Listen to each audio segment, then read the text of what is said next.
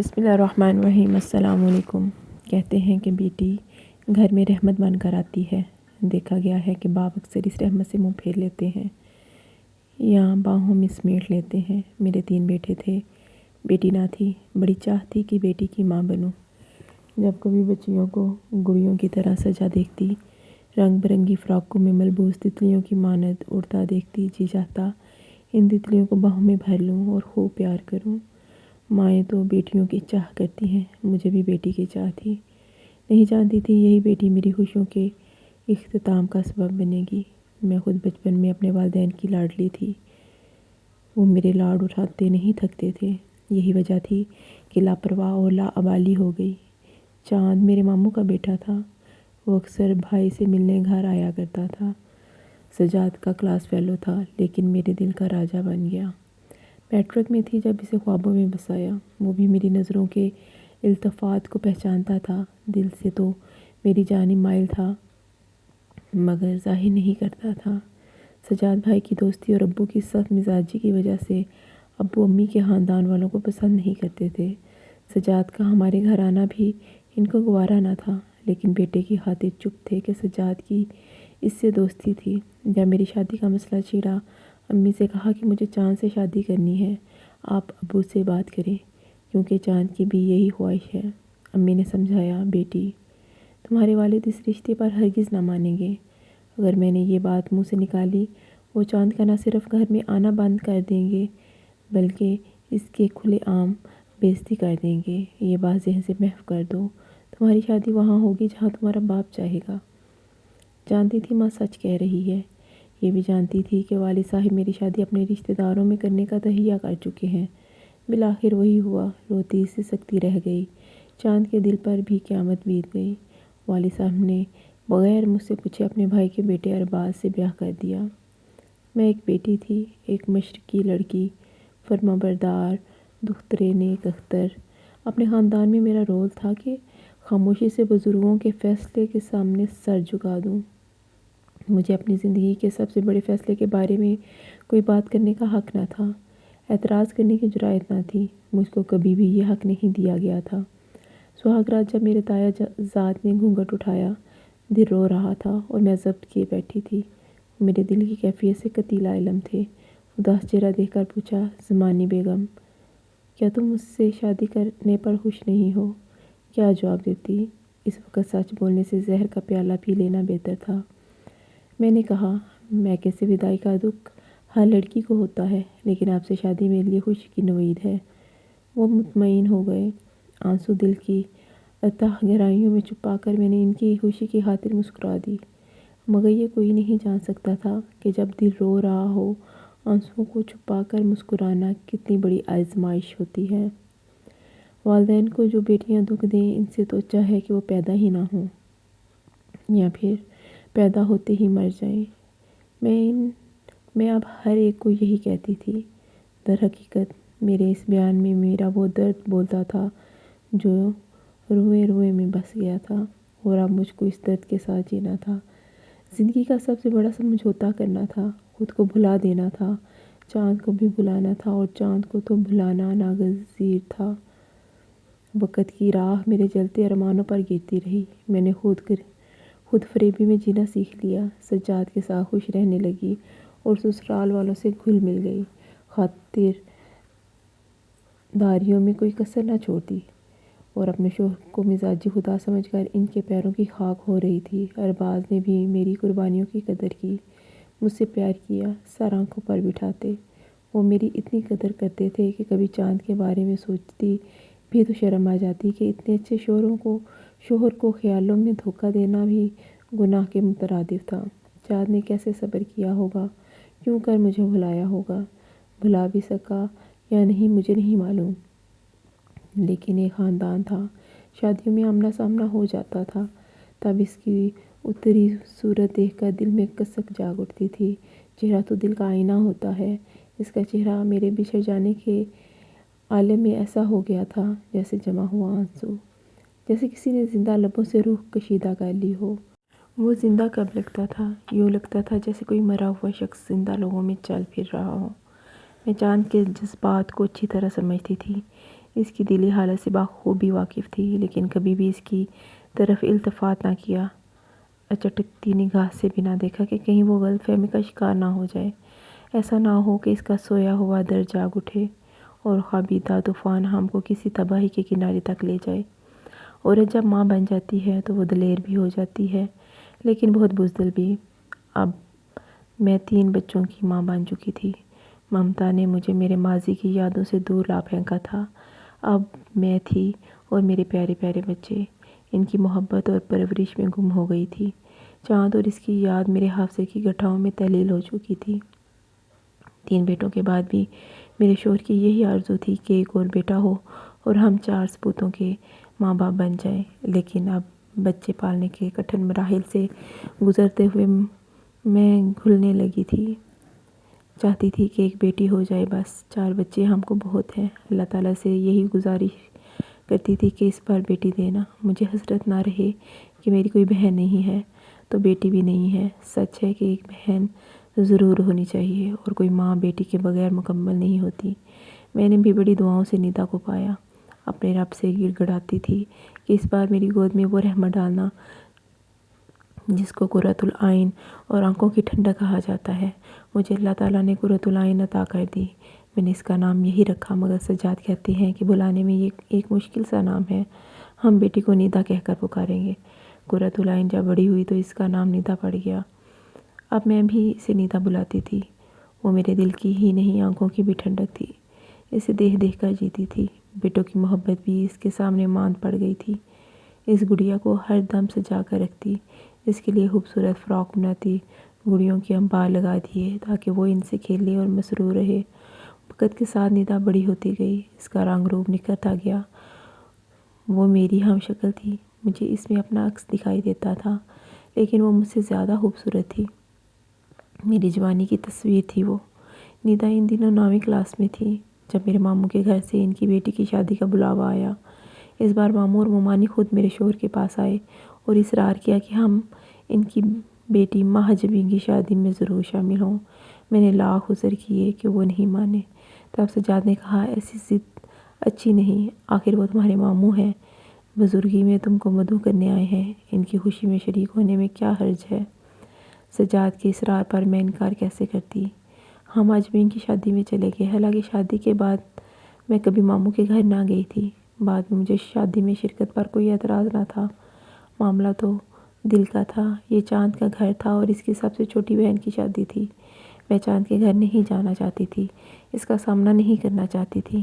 میرے اندر ایک چور چھپا بیٹھا تھا اور میں دل کے چور سے ڈرتی تھی کہ چاند کے روبرو جاؤں، آنکھیں 4 ہو جائیں اور کوئی پرانا زخم کھل جائے۔ کچھ لوگ اپنی محبت کو قصہ پارینہ سمجھ کر بھلا دیتے ہیں، کچھ کے دل پر ایسے نقوش بن جاتے ہیں جیسے پتھر پر لکیر پڑ جائے، جس کو مٹانا بس کی بات نہیں ہوتی۔ میرا دل گرچہ پتھر کا ہو چکا تھا، لیکن لکیر مٹانے کے لیے شاید بہت سے جنم درکار تھے۔ شادی والے روز چاند کے گھر میں ایسی جگہ بیٹھی تھی جہاں زیادہ بھیڑ نہ تھی۔ میرا جی گھبرانے لگا۔ دور سے کئی بار اس کی جھلک نظر آئی، وہ صحن میں ادھر ادھر آ جا رہا تھا، اس کی نگاہیں مجھے ڈھونڈ رہی تھی۔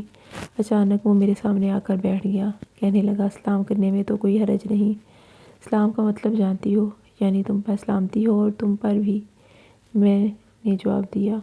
اتنے میں ندا آ کر بیٹھ گئی۔ وہ پوچھنے لگی، یہ کون ہے امی؟ یہ چاند ہے بیٹی۔ ہاں میں چاند ہوں گڑیا، جو کبھی نظر آتا ہے اور کبھی بادلوں میں چھپ جاتا ہے۔ ان زمینی باتوں کا مطلب میری بچی نہ سمجھی اور اس نے کہا، یہ چاند ماموں ہے نا؟ میں نے جواب میں گردن ہلا دی۔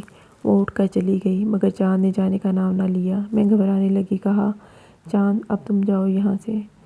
کیوں بیٹھے ہو؟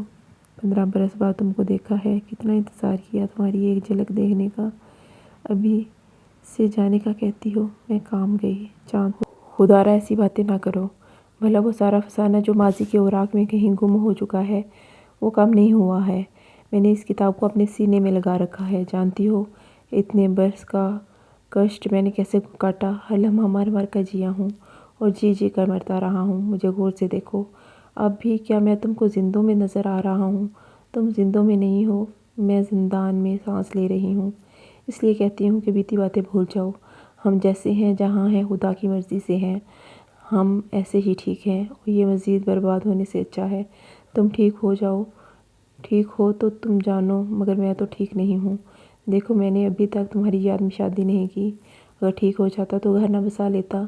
اس کی باتوں سے میرا دم گھٹنے لگا، سوچا یہ نہیں اٹھنے کا، میں ہی اٹھ جاؤں یہاں سے، کسی نے باتیں سن لی تو میری دنیا میں زلزلہ آ جائے گا۔ میں وہاں سے اٹھ کر صحن میں آ گئی، سبھی شادی کی رونقوں میں کھوئے ہوئے تھے، کچھ سمجھ میں نہ آ رہا تھا کہ کدھر جا بیٹھوں۔ سبھی سیڑھیوں پر چڑھ گئی، سوچا تھوڑی دیر چھت پر جا کر سانس لیتی ہوں، چاند گھر سے باہر چلا جائے تو نیچے چلی جاؤں گی۔ مجھے نہیں معلوم تھا کہ میری بیٹی نے مجھ کو چھت پر جاتے دیکھ لیا۔ وہ اپنی ہم جولیوں میں گھری ہوئی تھی، میرے پیچھے نہیں آئی، لیکن چاند نے میرا تعاقب کیا، اس نے بھی مجھے سیڑھیاں چڑھتے دیکھ لیا تھا۔ چند منٹ بعد چھت پر آ گیا، اس نے کہا شکر ہے تم یہاں آ گئی ہو، بے شک چند گھڑی کی ملاقات ہے مگر آئیڈیل جگہ ہے۔ وہ میرے قریب چارپائی پر بیٹھ گیا اور میرا ہاتھ اپنے ہاتھ میں لے کر بولا، ان ہاتھوں نے مجھے کبھی جدا نہ ہونے کا وعدہ کیا تھا، اور آج یہ ہاتھ کسی اور کی ملکیت ہے، کسی اور کے ہاتھوں کو انہوں نے مضبوطی سے تھام لیا تھا، مجھے بیچ مجدہار میں چھوڑ دیا۔ بتاؤ اس بے وفائی کا گلہ کس سے کروں؟ کیا یہ مجھ سے زیادتی نہیں کہ تمہارے بغیر جینا پڑ رہا ہے، جبکہ تمہارے بغیر سانس لینا بھی محال ہے؟ ابھی میں اس کے ہاتھوں سے اپنا ہاتھ چھڑا نہ پائی تھی، اس کی باتوں کا جواب نہ دے پائی تھی کہ اچانک پشت پر کسی کے ہونے کا احساس ہوا۔ مڑ کر دیکھا تو ندا کھڑی تھی، وہ خشمگین نگاہوں سے اپنی ماں اور اس کے ماضی کو گھور رہی تھی۔ اس نے چاند کا کہا ہوا ایک ایک لفظ سن لیا تھا، اور اب مجھ سے نزدیک ہو کر بھی بہت دور جا چکی تھی۔ کاش کہ میں جو کہنا چاہتی تھی وہ بھی اپنے کانوں سے سن لیتی۔ چاند کا ہاتھ جھٹک کر یہی کہنے والی تھی کہ اب ایک شادی شدہ عورت ہوں، اور یہ میری اتفاقیہ آخری ملاقات ہے، اور اب دوبارہ مجھ سے ملنا نہ ملنے کی امید رکھنا، اور اب تم چلے جاؤ۔ الفاظ تو میرے منہ میں رہ گئے، ندا روتی ہوئی نیچے بھاگ گئی۔ چاند ساکت تھا اور میں پتھر کا بت بن گئی تھی۔ ہم نے کوئی گناہ نہ کیا تھا اور نہ کسی گناہ کا ارادہ تھا، میں اسی لیے شادی میں شریک نہ ہونا چاہتی تھی۔ بے حیاء عورت کو اپنے گھر بار بھی بچوں جیسی محبت ہوتی ہے، مجھے اس سے کہیں بڑھ کر تھی، کیونکہ سجاد میرا خیال رکھتے تھے، میری عزت کرتے تھے، انہوں نے مجھے کبھی شکایت کا موقع نہ دیا تھا، اس لیے میں ان کو شکایت کا موقع نہ دینا چاہتی تھی۔ وہ میرے وفادار شوہر تھے تو میں بھی ان کی وفادار بیوی تھی۔ چاند سے یہ ملاقات صحیح کا راز رہی، کسی کو علم نہ ہو سکا کہ اس نے چھت پر اس روز 2 باتیں مجھ سے کہی تھی، لیکن ندا کے دل میں شگاف پڑ گیا۔ اس نے جو سنا اسے اور میرے رشتے کو تاراج کرنے کو کافی ہو گیا۔ وہ مجھ سے نفرت کرنے لگی، مجھ کو ایک بری عورت سمجھنے لگی، اور اس نے مجھ سے اس کے بعد بھرپور بغاوت کر ڈالی۔ اب ندا سیدھے منہ بات نہ کرتی، اور میری بات کا جواب دینا پڑ جاتا تو حقارت سے جواب دیتی تھی۔ شروع میں اس کا یہ رویہ ایسا تھا کہ میں شرمندہ ہوتی اور اسے منانے کی کوشش کرتی، لیکن پھر وہ دلیر ہوتی گئی، میری آنکھوں میں آنکھیں ڈال کر نافرمانی پر اتر آئی، ذوق میں نے جملے کہہ کر میرا دل زخمی کرتی تھی۔ ایک ایسا وقت بھی آ گیا کہ وہ غلط روش کی طرف چل پڑی۔ میں ماں تھی، اس کی بھلائی چاہتی تھی، لیکن وہ میری ہر بات کے جواب میں کہتی تھی، مجھے کیا نصیحت کرنے چلی ہو، پہلے خود کو تو سدھار لو۔ 4 جوان بچوں کی ماں ہو کر اپنے آشنا سے چھپ چھپ کر ملاقاتیں کرنے والی عورت مجھے کس بات سے روکتی ہے؟ زیادہ رکاوٹیں ڈالی تو ابا سے سارا کچا چٹا کہہ دوں گی۔ بیٹی کے منہ سے اس قسم کی باتیں سن کر میرا کلیجہ شک اور دل لہو لہو ہو جاتا تھا، لیکن وہ جوان سال اور منہ روز تھی، اس کی جوانی نے مجھے کمزور سے کمزور تر ثابت کرنا شروع کر دیا، اور وہ پڑوسی لڑکے ارشد سے ملنے لگی، اس کے ساتھ فون پر میرے سامنے بیہودہ باتیں کرتی، اور میں اس کو روک نہ پاتی، روکتی تو آنکھیں نکال کر غراتی، جو میری مرضی ہوگی کروں گی، تم مجھے نہیں روک سکتی، اگر زیادہ روکا تو ابا کو بتا دوں گی، تمہارا اور چاند کا تعلق کیا ہے، پھر پوچھوں گی کہ کیا ہوتا ہے کسی کو مرضی سے روکنا۔ میرے پاس اس کی باتوں کا کوئی جواب نہ تھا، پیار سے سمجھانا چاہا تو اس نے مجھے دھکیل کر پرے کر دیا، غصہ دکھایا تو منہ کو آ گئی، غرض ایسا میرا گھیراؤ کیا کہ اسے ڈرا دھمکا بھی نہ سکتی تھی۔